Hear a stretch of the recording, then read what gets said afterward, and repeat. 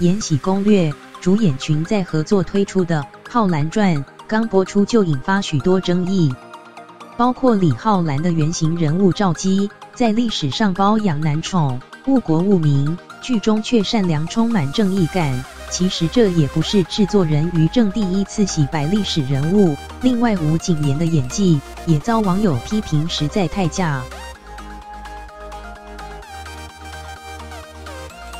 古装剧《浩然传》，谢谢啊，您真是个好人。吴谨言饰演的李浩然，在《浩然传》中为仆人的母亲找人看病，在被逐出家门后，又为了救人变卖心爱饰品。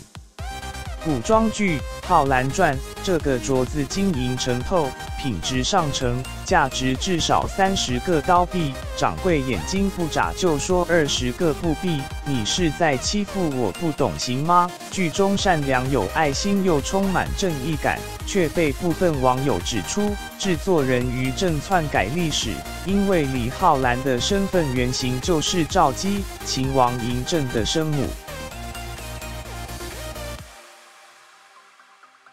河南大学教授王立群，赵姬很不检点，但是毕竟她是王太后啊。赵姬先想得到的是吕不韦，后来想得到的是嫪毐，所以这个人在上是有问题的。赵姬和吕不韦有断情，还被嬴政揭发过，更和假太监嫪毐暧昧，包养男宠，误国误民，和剧中个性相差甚远。而于正洗白历史人物，也不是第一次。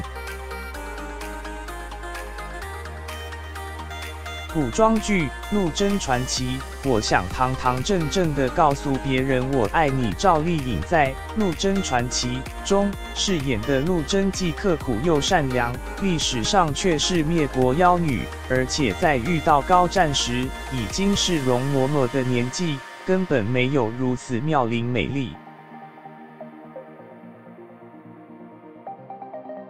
古装剧《浩然传》，母亲伏在井边，伤心大吼。另外，吴谨言在《浩然传》的演技遭网友批评太假，母亲被推进井里淹死，却没有眼泪，全靠狂吼。还有人认为哭的样子却像在笑，也有粉丝缓颊只是演技内敛，还是期待后续发展。